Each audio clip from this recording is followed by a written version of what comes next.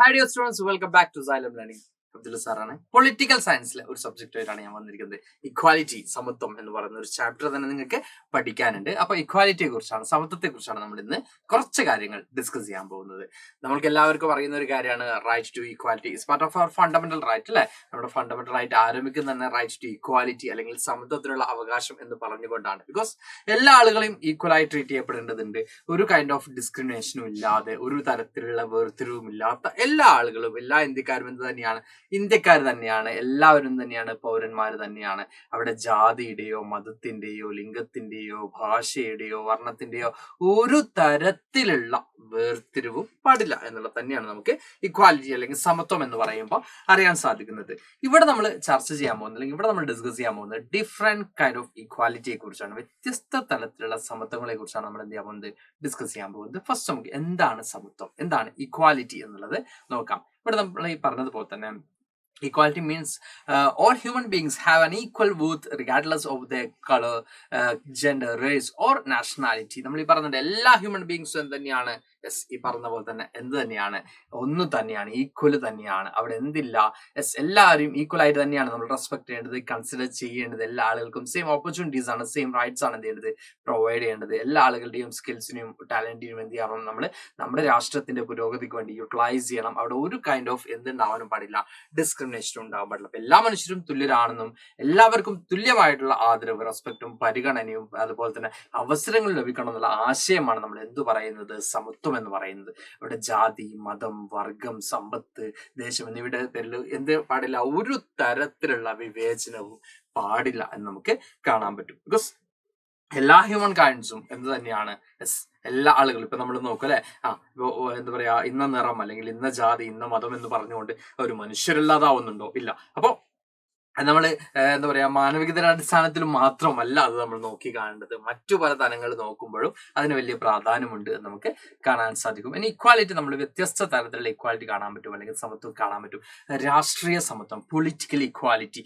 Political equality എന്ന് പറയുമ്പോൾ നമ്മൾക്ക് നമ്മുടെ ഏറ്റവും വലിയ എന്താ പറയാ, ഡെമോക്രസി എസ്റ്റാബ്ലിഷ് ചെയ്യുന്നതിൽ ഏറ്റവും വലിയ ഒരു സിറ്റിസൺ, അവിടുത്തെ പൗരനുള്ള റോൾ എന്താണ്, വോട്ട് അവകാശം എന്നുള്ളതാണ്, റൈറ്റ് ടു വോട്ട് എന്നുള്ളതാണ്. അപ്പൊ ഈ പൊളിറ്റിക്കൽ ആക്ടിവിറ്റീസിൽ എന്ത് ചെയ്യുക, പാർട്ടിസിപ്പേറ്റ് ചെയ്യുക. ലൈക്ക് നമ്മൾ ഈ പറഞ്ഞ പോലെ തന്നെ എന്താണ്, public officers, right to hold the public officers, then right to vote, then right to contest election മത്സരിക്കുക. ഇങ്ങനെയുള്ളതൊക്കെ എന്തിന്റെ ഭാഗമായിട്ട് വരുന്നതാണ്, പൊളിറ്റിക്കൽ ഇക്വാലിറ്റിയുടെ ഭാഗമായിട്ട് വരുന്നതാണ്, രാഷ്ട്രീയ സമത്വത്തിന്റെ ഭാഗമായിട്ട് വരുന്നതാണ്. അപ്പൊ ആവിഷ്കാര സ്വാതന്ത്ര്യമുണ്ട്, അതുപോലെ തന്നെ തെരഞ്ഞെടുപ്പിൽ മത്സരിക്കാനുള്ള സ്വാതന്ത്ര്യമുണ്ട്, തെരഞ്ഞെടുപ്പിൽ വോട്ട് ചെയ്യാനുള്ള സ്വാതന്ത്ര്യം, അതുപോലെ തന്നെ ഉന്നത പദവികൾ അല്ലെങ്കിൽ പൊതു പദവികൾ വഹിക്കാനുള്ള സ്വാതന്ത്ര്യം. ഇതൊക്കെ എന്താണ്, ഈ പറയുന്ന പൊളിറ്റിക്കൽ ഇക്വാലിറ്റിയുടെ ഭാഗമായിട്ട് വരുന്നതാണ്, രാഷ്ട്രീയ സമത്വത്തിന്റെ ഭാഗമായിട്ട് വരുന്നതാണ്. അപ്പൊ ഏതൊരു ഇന്ത്യൻ പൗരനും 18 വയസ്സ് പൂർത്തിയായാൽ എന്ത് ചെയ്യാൻ പറ്റും, വോട്ട് രേഖപ്പെടുത്താൻ പറ്റും അല്ലെ. വളരെ റെയർ കേസസിൽ മാത്രമേ എന്ത് ചെയ്യുന്നുള്ളൂ, വോട്ടിന് ചില എന്താ പറയാ, ചില നിയന്ത്രണങ്ങൾ കൊണ്ടുവരുന്നുള്ളൂ. ഇപ്പൊ extreme level of criminal cases, അതുപോലെ തന്നെ എന്താ പറയാ, മെന്റലി ഡിസേബിൾ ആയിട്ടുള്ള, മെന്റലി നമ്മൾ പറഞ്ഞ പോലെ അൺഹെൽത്തി ആയിട്ടുള്ള ആളുകൾ, അങ്ങനെ ചെറിയ ഒരു കൈൻഡ് ഓഫ് എന്ത് മാത്രമേ വെക്കുന്നുള്ളൂ, റെസ്ട്രിക്ഷൻസ് മാത്രമേ വെക്കുന്നുള്ളൂ. അല്ലെങ്കിൽ എല്ലാ ഇന്ത്യൻസിനും എന്ത് ചെയ്യാം, അതും റെയർ കേസിൽ മാത്രമാണ്.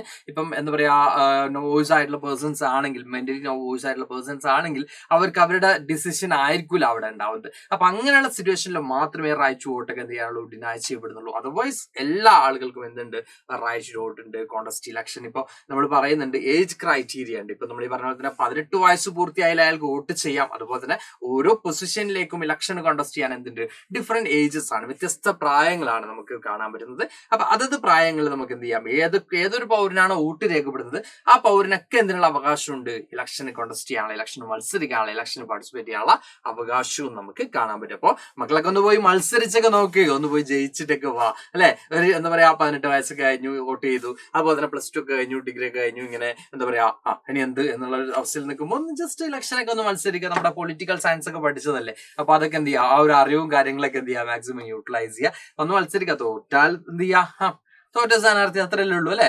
അപ്പൊ പ്രോബ്ലം ഒന്നുമില്ല. അപ്പൊ അങ്ങനെയുള്ള കാര്യങ്ങളൊക്കെ എന്ത് ചെയ്യുക, മാക്സിമം യൂട്ടിലൈസ് ചെയ്യുക. അപ്പൊ പൊളിറ്റിക്കൽ ഇക്വാലിറ്റി എല്ലാ ആളുകൾക്കും ഉണ്ട്. അടുത്ത വരുന്നതാണിത് സാമൂഹ്യ സമത്വം എന്നുള്ളത്, സോഷ്യൽ ഇക്വാലിറ്റി എന്ന് പറയുന്നത്. അതായത് സമൂഹത്തിൽ സൊസൈറ്റിയിൽ എല്ലാ ആളുകൾക്കും എന്ത് കിട്ടണം, ഈക്വൽസ്, ഈ പറഞ്ഞ പോലെ തന്നെ എല്ലാ ആളുകളും എന്ത് എൻജോയ് ചെയ്യാൻ പറ്റണം, ഈക്വൽ ആയിട്ടുള്ള എന്താ പറയാ ഫ്രീഡം ആണെങ്കിലും അല്ലെങ്കിൽ എല്ലാ ആളുകൾക്കും എല്ലാ തരത്തിലുള്ള പദവികളും ഒക്കെ എന്ത് ചെയ്യണം, തുല്യ രീതിയിൽ നൽകണം. അവിടെ ഒരാൾ ഇന്ന ജാതിക്കാരനാണ് അല്ലെങ്കിൽ ഇന്ന മതക്കാരനാണ്, അതോടെ അയാൾക്ക് ഉയർന്ന പദവി വേണ്ട അല്ലെങ്കിൽ അയാൾക്ക് ഉന്നത പദവി വേണ്ട എന്ന ഒരു ഡിസ്ക്രിമിനേഷൻ, എന്ന ഒരു വേർതിരിവ് പാടില്ല. സമൂഹത്തിൽ എല്ലാവർക്കും തുല്യ പദവി ലഭിക്കുന്ന അവസ്ഥയാണ് സാമൂഹ്യ സമത്വം എന്നതുകൊണ്ട് എന്ത് ചെയ്യുന്നത് നമ്മൾ സൂചിപ്പിക്കുന്നത് അല്ലെങ്കിൽ പറയുന്നത്.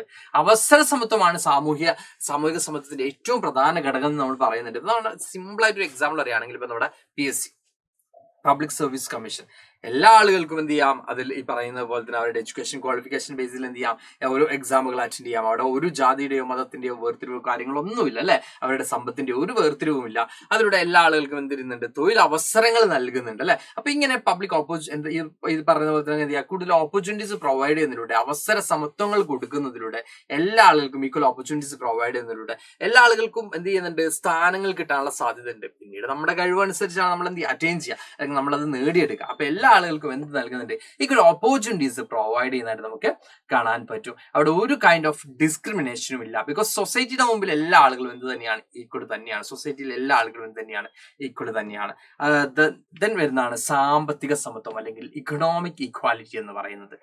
സാമ്പത്തിക വിഭവങ്ങൾ, ഇക്കണോമിക് സോഴ്സസ് കുറച്ച് ആളുകളിൽ മാത്രം, അല്ലെങ്കിൽ വെൽത്ത് എന്ന് പറയുന്നത് കുറച്ച് ആളുകളിൽ മാത്രം കോൺസെൻട്രേറ്റ് ചെയ്യാതെ എല്ലാ ആളുകൾക്കും ഈക്വൽ ആയിട്ട് ഡിസ്ട്രിബ്യൂട്ട് ചെയ്യുക എന്നുള്ളതാണ്. എല്ലാ ആളുകൾക്കും എന്ത് ചെയ്യുക, തുല്യമായിട്ട് വിതരണം ചെയ്യുക എന്നുള്ളത് തന്നെയാണ്.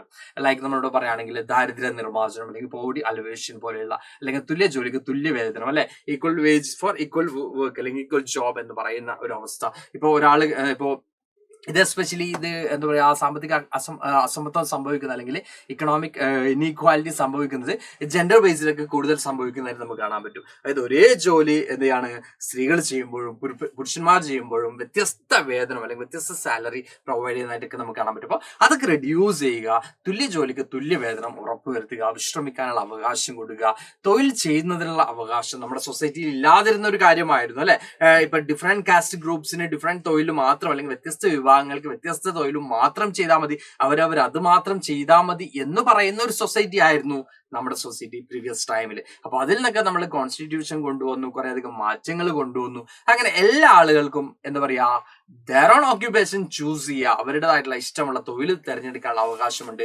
അതുപോലെ തന്നെ ആ തൊഴിലിൽ അവർ ചെയ്യുന്ന വർക്കിനനുസരിച്ച് അർഹമായിട്ടുള്ള എന്താ പറയാ കൂലി കിട്ടാനുള്ള അവകാശവും ആർക്കുണ്ട്, ഓരോ വ്യക്തിക്കുമുണ്ട് എന്നൊക്കെ എന്തിൽ പെടുന്നുണ്ട്, നമ്മൾ ഈ പറഞ്ഞ സാമ്പത്തിക സമത്വത്തിൽ നമുക്ക് കാണാൻ പറ്റും. അപ്പൊ ഇതാണ് നമ്മൾ പറയുന്നത് വ്യത്യസ്ത തരത്തിലുള്ള സമത്വങ്ങൾ അല്ലെങ്കിൽ ഡിഫറെന്റ് കൈൻഡ് ഓഫ് ഈക്വാലിറ്റി നമ്മൾ പറഞ്ഞിട്ടുള്ളത്.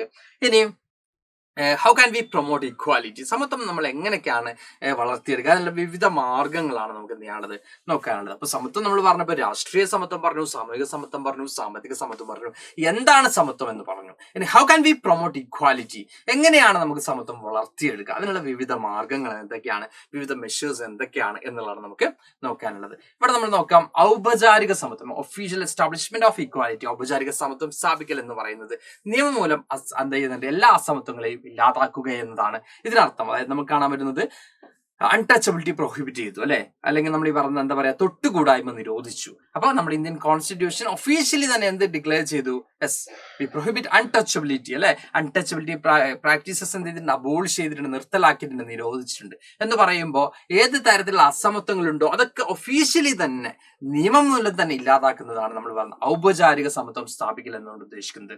ഓക്കെ, അവിടെ എന്താണ് ഈ പറഞ്ഞ പോലെ ഒട്ടുമിക്ക ആധുനിക ജനാധിപത്യ രാഷ്ട്രങ്ങളും സമത്വം എന്ന തത്വം ഔപചാരികമായി അംഗീകരിക്കുകയും ജാതിമത വർഗ ലിംഗ പരിഗണനകളില്ലാതെ എല്ലാ പൗരന്മാർക്കും തുല്യ പരിഗണനകൾ നൽകുകയും ചെയ്തിട്ടുണ്ട്. അപ്പൊ നമ്മൾ ഈ പറയുന്നത് പല സ്ഥലം നമ്മുടെ നാട്ടിലൊക്കെ ഉണ്ടായിരുന്ന ഒരു കാര്യമായിരുന്നു. ഒരേ വഴിയിലൂടെ എന്താ പറയാ ഉയർന്ന ജാതിക്കാരനും താഴ്ന്ന ജാതിക്കാരനും ട്രാവൽ ചെയ്യാൻ പാടില്ല. ഈ എന്താ ഇതിലെ ഈ വഴിയിലെ സഞ്ചരിക്കുന്നൊക്കെ പറഞ്ഞ എന്ത് ചെയ്യും, കണ്ടുകൂടാത്തവര്, തൊട്ടുകൂടാത്തവര്, തീണ്ടിക്കൂടാത്തവര് എന്നൊക്കെ പറഞ്ഞ എന്ത് ചെയ്യും, കുറെ അധികം ഡിസ്ക്രിമിനേഷനും കാര്യങ്ങളൊക്കെ ഉണ്ടായിരുന്നു മക്കളെ. ഇപ്പൊ ആരെങ്കിലും ചോദിക്കാണ് ഈ ഏതാടാ ജാതി എന്ന് വെച്ചാൽ മോന്തൊക്കെ ചിലപ്പോൾ അടി കിട്ടും അല്ലെ. ഇപ്പൊ ബസ്സിലൊക്കെ അതിന്റെ അടുത്ത് എന്തിനായിരുന്നു ഏതാ ജാതി എന്നൊക്കെ വെച്ചാൽ ഇപ്പൊ എന്ത് ചെയ്യും, നമ്മൾ ഭയങ്കര റിയാക്ട് ചെയ്യും. കാരണം ഇപ്പൊ നമുക്ക് എന്തുണ്ട്, ഇത്തരത്തിലുള്ള എല്ലാ അൺടച്ചബിലിറ്റി അല്ലെങ്കിൽ ഇത്തരത്തിലുള്ള തൊട്ടുകൂടായ്മ പോലുള്ള പ്രാക്ടീസസ് ഒക്കെ ഒഫീഷ്യലി തന്നെ എന്ത് ചെയ്തിട്ടുണ്ട്, യെസ് നിരോധിച്ചിട്ടുള്ളതായിട്ട് നമുക്ക് കാണാൻ പറ്റും. ഔപചാരിക സമത്വം സ്ഥാപിക്കൽ വരുന്നതാണ് ഈ കാര്യങ്ങളൊക്കെ. അപ്പൊ ഔപചാരികമായിട്ട് തന്നെ അസമത്വ പ്രവണതകൾ എന്ത് ചെയ്യുക, ഇല്ലാതാക്കുക എന്നുള്ളതാണ് ഇതുകൊണ്ട് നമ്മൾ ഉദ്ദേശിക്കുന്നത്. ഇതിന്റെ ലാസ്റ്റ് വൺ, വ്യത്യസ്ത പരിഗണനകളിലൂടെയുള്ള സമത്വം അല്ലെങ്കിൽ equality through different treatment. Like നമുക്ക് ഇവിടെ എക്സാമ്പിൾ പറയുകയാണെങ്കിൽ, ഇപ്പൊ നിങ്ങളുടെ ക്ലാസ്സിൽ പല ആളുകളും ചോദിക്കുന്ന ഒരു കാര്യമായിരിക്കും, റൈറ്റ് ടു ഇക്വാലിറ്റി ഉണ്ട്, അതേ ഭരണഘടനയിൽ തന്നെ റിസർവേഷനും പറയുന്നുണ്ട്.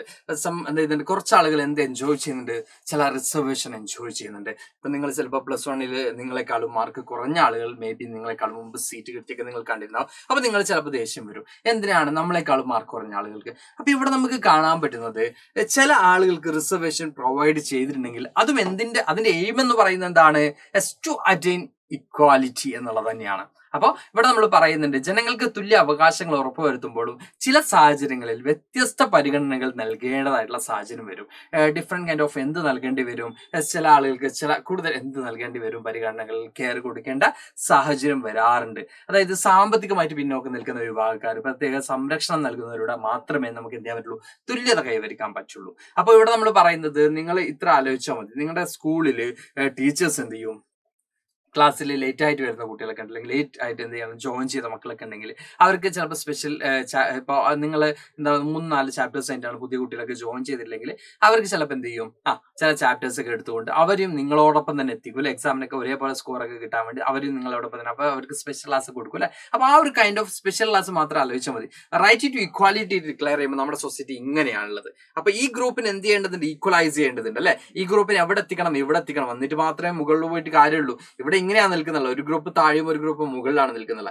ഇപ്പോഴും ഇങ്ങനെ മുമ്പോട്ട് പോകും. അപ്പൊ റിസർവേഷൻ പ്രൊവൈഡ് ചെയ്യുന്നതിലൂടെ ഇവരിങ്ങനെ സ്റ്റെപ്പ് ബൈ സ്റ്റെപ്പ് ആയിട്ട് ഈക്വലൈസ് ചെയ്യാൻ പറ്റുള്ളൂ. അപ്പോൾ ഇങ്ങനെ പരിഗണനകൾ കൊടുക്കേണ്ട ആളുകൾക്ക് പരിഗണനകൾ കൊടുത്തുകൊണ്ട് മാത്രമേ നമുക്ക് എന്ത് എൻഷുർ ചെയ്യാൻ പറ്റുള്ളൂ, ഈക്വാലിറ്റി എൻഷുർ ചെയ്യാൻ പറ്റുള്ളൂ.